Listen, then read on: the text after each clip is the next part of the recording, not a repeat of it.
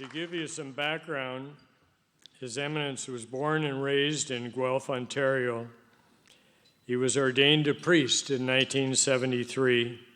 He considered other paths, but was inspired by a high school English teacher who suggested he should consider the priesthood. He earned his undergraduate and master's degrees in English, later pursuing theological training in Rome. Specializing in the book of Revelation, he earned his licencia in sacred scripture from the Pontifical Biblical Institute and a doctorate in theology from Gregorian University in Rome. He was named Bishop of St. Paul, Alberta in 1997 and Archbishop of Edmonton in 1999. Pope Benedict appointed Archbishop Collins, the 10th Archbishop of Toronto, in December 2006. And on February the 18th, 2012, he was elevated to the College of Cardinals in Rome.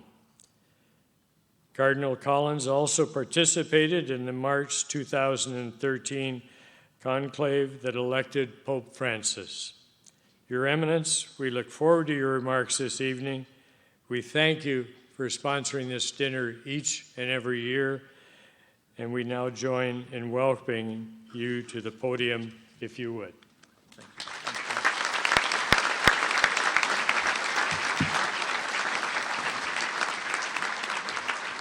Thank you very much. Well, first of all, as we gather on this vigil of Remembrance Day, we offer our prayers for those who have sacrificed their lives in war for the protection of us all. Eternal rest grant unto them, O Lord, and let perpetual light shine upon them. May their souls and the souls of all of the faithful departed, through the mercy of God, rest in peace. Amen. And as we recall with gratitude the faithful departed, I think in a very special way, of course, of Joe Barnaky, the heart and soul of the Cardinal's dinner. May he rest in peace as well. It is wonderful to be with you once again this evening as we share in the fellowship of the 37th Cardinal's Dinner. I would like to begin by expressing my deep gratitude, first of all, to Frank Morneau, the chairman of this year's dinner, along with Dan Sullivan, the vice chairman. Frank, I understand this is one of the largest dinners we've had in 37 years, with more than 1,800 in attendance. Thank you so much for your tremendous leadership and for your commitment to making this evening such a great success.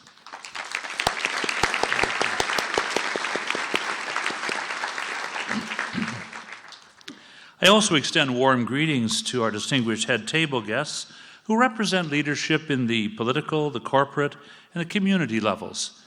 We continue to pray for all of those who are in positions of leadership. There are a number of elected members from municipal, provincial, and federal governments with us this evening. The vocation of political office is a noble one, and yet in today's world it is both demanding and challenging. Elected members sacrifice much, especially time away from loved ones. And I always hold you close in prayer and be assured of my appreciation for all that you do. I bring warm greetings also to the religious leaders who are here from other faiths. Welcome to our gathering. And to the countless businesses that faithfully join us each year at the Cardinal's Dinner, we very much appreciate your generosity and your presence this evening. And finally, I extend a warm welcome to the clergy, the religious men and women, the parishioners from across the Archdiocese of Toronto who are here tonight. I thank you for your commitment, your unwavering dedication, and your service and faithfulness. As American presidents, and I won't go any further than that on recent political things, as American presidents give an annual State of the Union address, I will now talk about the election. No. Such a talk would trump what I'm going to say. My talk at the Cardinal's Dinner is an opportunity to review the state of the Catholic Church in this Archdiocese. We've recently celebrated, of course, the most significant event on the Feast of St. Michael, September 29th, when our cathedral was rededicated. After 168 years, it was in urgent need of serious repair.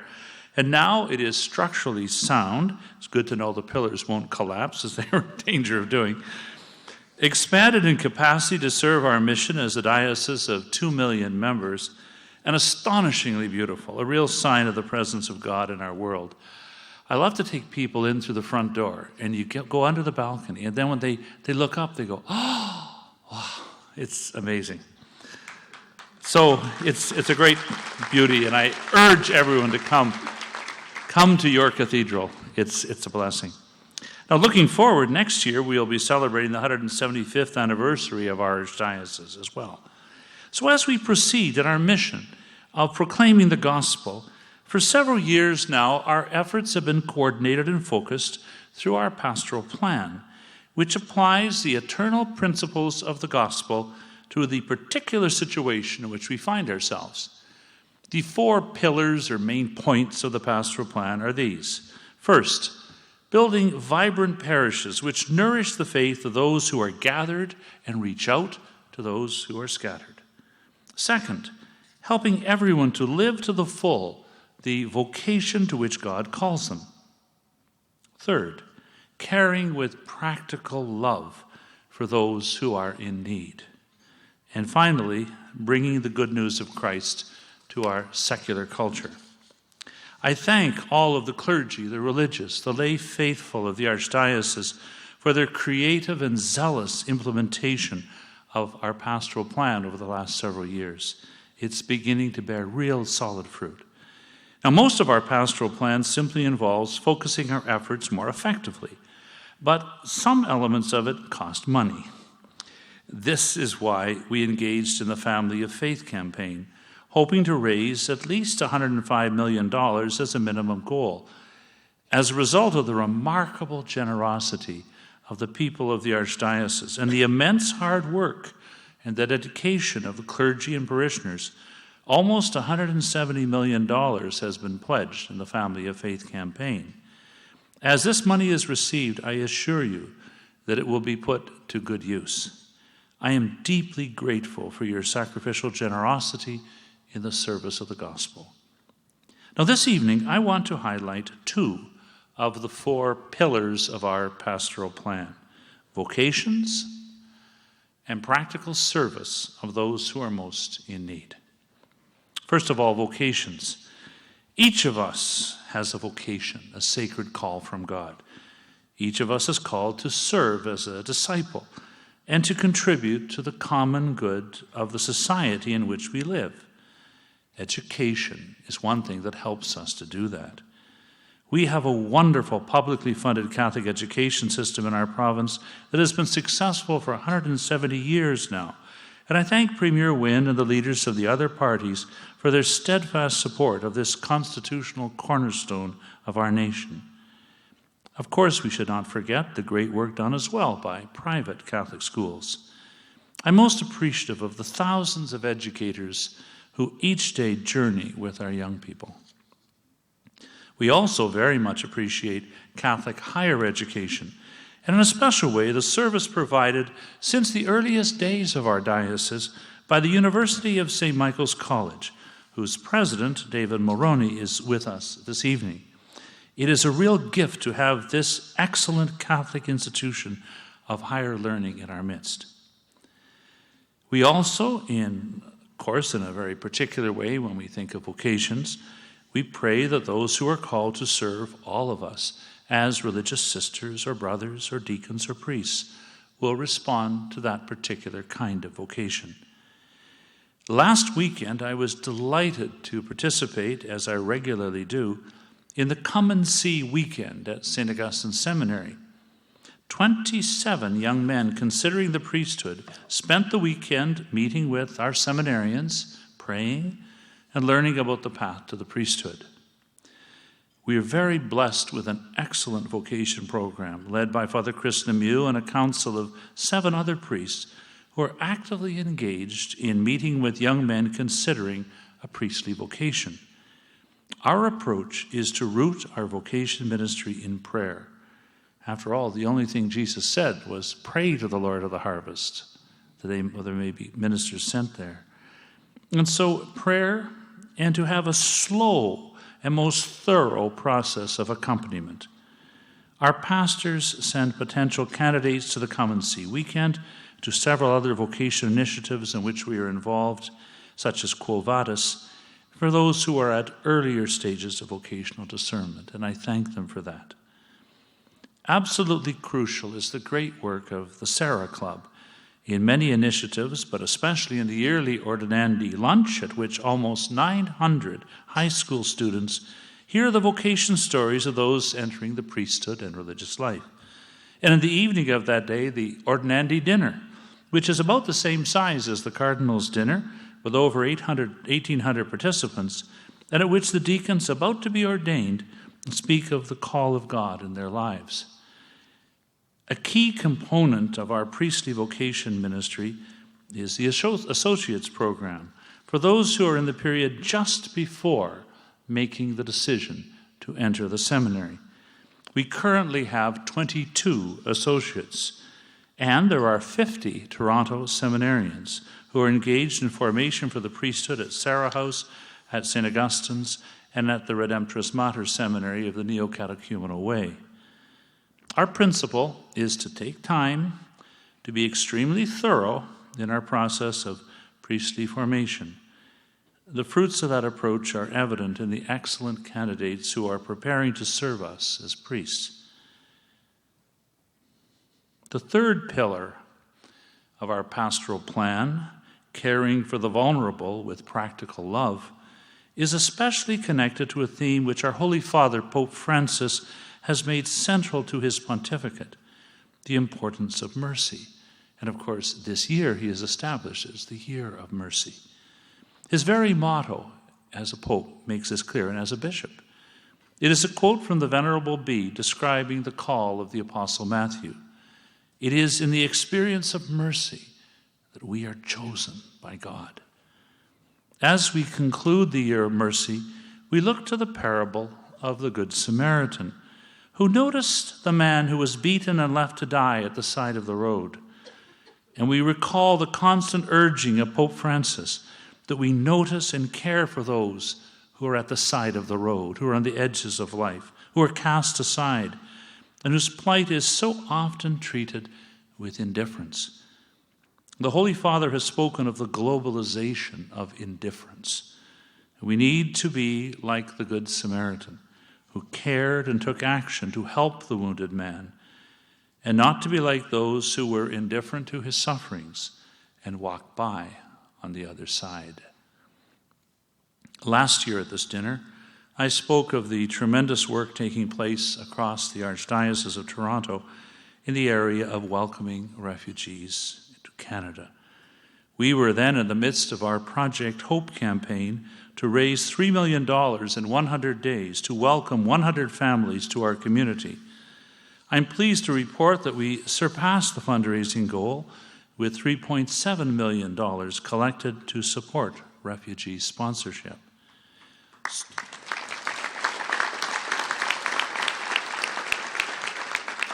So many of you present this evening, from parish volunteer groups to corporations, school boards, and individual donors, have been part of this magnificent effort. But even more impressive than the funds raised is the personal commitment that you have made to journey with a refugee family. 105 volunteer groups have stepped forward, not just to help for a few hours, but to commit to accompany a refugee family for a full year. That is our faith in action. That is practical love, and the mercy which Pope Francis reminds us is at the heart of the gospel. It's in that private sponsorship where the gift of money is there, yes, but it's love that makes the difference. It helps people to become fully engaged as citizens in our society. And I don't think we've ever actually had to support the family for a whole year. I don't think we have the largest refugee service, I believe, in the country, private one, because before the year is out, because of the support of the people, they're already on their feet and away. And successfully engaged in life. And that, I think, is something for which we should be thankful. Our commitment to become engaged in practical love and the mercy which our Holy Father urges us to make our priority is focused each year, of course, in the Share Life Appeal. It's our annual call to action to reach out to the vulnerable in society. The Catholic community continues to generously support our annual Share Life Appeal, raising more than $13 million in the past year. Share Life supports more than 30 social service agencies that reach out to 200,000 people annually, caring for all of those who are in need, regardless of their religious background or affiliation. And in your program tonight, you see the beneficiaries of the proceeds of the Cardinal's dinner itself. These charities are quietly working away to make a difference in our community. And we always look to the example of those who founded our diocese, and especially Bishop Power. 2 buildings are signs of his life. Obviously, his cathedral, which we have now restored according to his intention. This is an outward sign of God's presence in our suffering world, and of the vision of divine mercy that guides us as we move outward from worship to service, and of the strength and direction which we receive in word and sacrament as we serve our brothers and sisters, especially those who are suffering.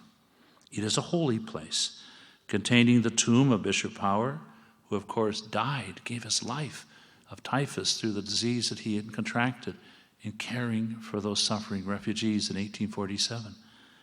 And it's the tomb of the Loretto sisters, who also served the people in the diocese in its earliest days, and of many early parishioners.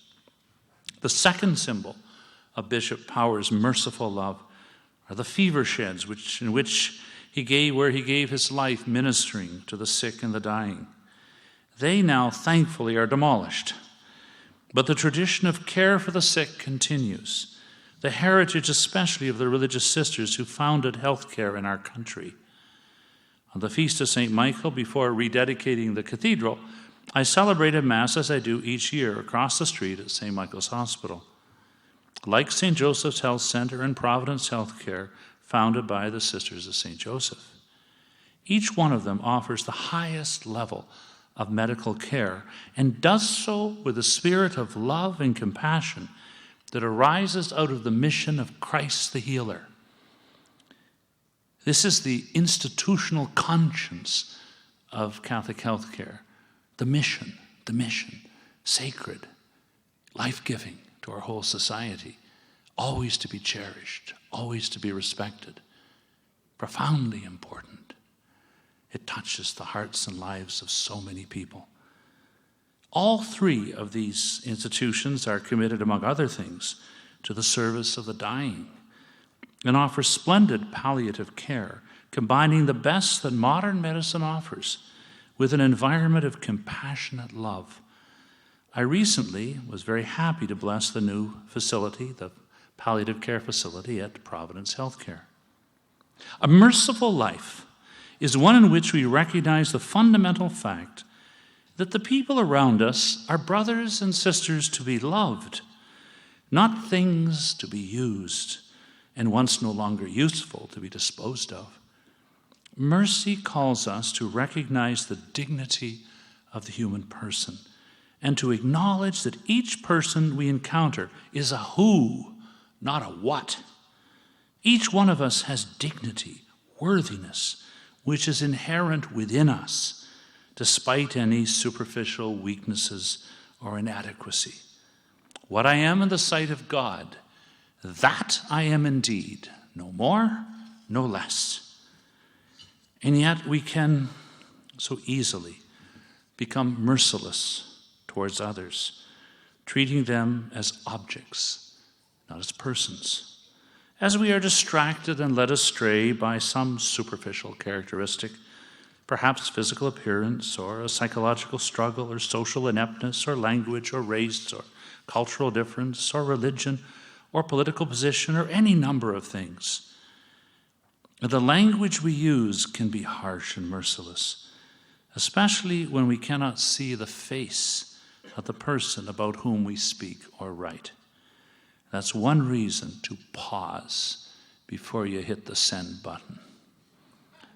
It's so easy to demonize people with whom we disagree. Their dignity is forgotten. And then mercy dies. The worthiness, the dignity of each person around us comes from the fact that each is a person to be loved, not an object to be used. All people should be able to recognize that. People of faith recognize further that each person is made in the image and likeness of God and is to be revered because of that. True human dignity comes from within.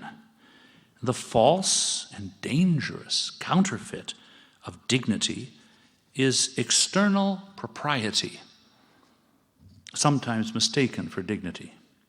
This is the idea that our dignity depends on us being good-looking, healthy, dynamic, successful, rich, in control, on top of our game, and so on. In that case, the man at the side of the road who was helped by the Good Samaritan and the very paragon of acts of mercy had no dignity. Naked, beaten up, bloody, repulsive to look at or touch. No, he had dignity. Everyone has dignity, independently of circumstance. Christ, naked and bloody on the cross, had dignity. And so did the thieves crucified with him. Dignity comes from within. It has nothing to do with external propriety or being in control or looking good. The homeless have dignity, the same as anyone else. Those suffering from addictions have dignity. All those who for any reason do not match some standard of physical or psychological or mental acceptability have dignity. Those who drool have no less dignity than those who do not. If we don't understand that deeply, then we are in real trouble as a society and individually. It is not our appearance or capability that gives us dignity. It comes from within, and ultimately it comes from God. This is also relevant, of course, to the fact that each one of us over time falls apart. We disintegrate. And boy, as the years go by, I remember some priest who would put on a bit of weight once said, "There's a lot of me that wasn't ordained that I'm beginning to appreciate what he meant." It's so difficult. The print becomes smaller. People speak more quietly. I don't know what it is. Fabrics begin to shrink. We none of us, we don't retain the vigor and the strength and agility that we had in the prime of youth, though cosmetic technology can disguise that hard reality for a while. And medical technology and a healthy lifestyle can slow it down for a while, but only for a while. Shakespeare lights the path of wisdom for us as in As You Like It. He describes the ages of man. First, of course, the innocence of childhood, then the vigor of youth, the prosperity of middle age, and then old age.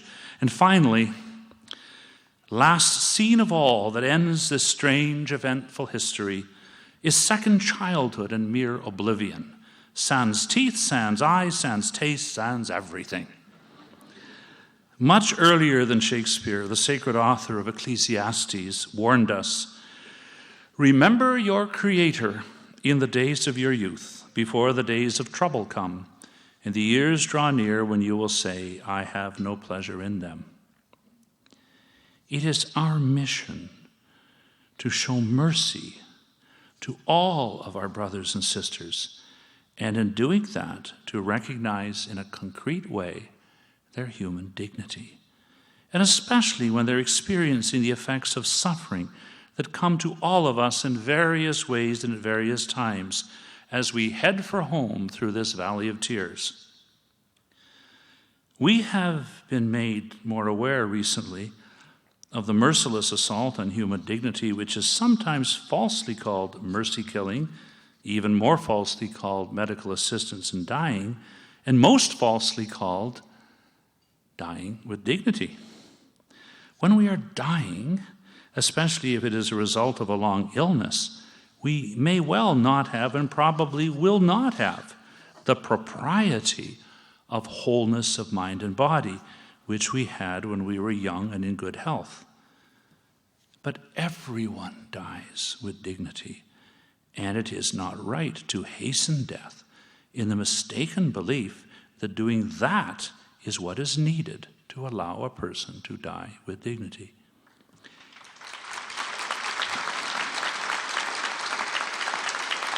It is essential, however, that we show the mercy of the Good Samaritan not only to the homeless, to the sick, to those suffering or in prison, to any victims of violence and to refugees, but especially to those who are dying. We do that through true palliative care by using the best medical expertise available to control pain, and by surrounding the one who is dying with the love that we all hope to sustain us as we come to that crucial moment which we Catholics constantly mention in our most frequent prayer, the hour of our death. I've already mentioned that Catholic hospitals that do this, and I want also to thank all healthcare facilities that do that, the St. Elizabeth Visiting Nurses, and the Ontario government, which has helped increase the availability of palliative care. This is vitally important. So, Pope Francis calls us, especially in this year of mercy, to reflect deeply on how we treat other people. They are persons to be loved, not things to be used. It's as simple as that, and yet so difficult to live. We must show reverence for each of them, for each person because of their human dignity, that natural and supernatural gift. And then, in all that we think and do, we must act accordingly.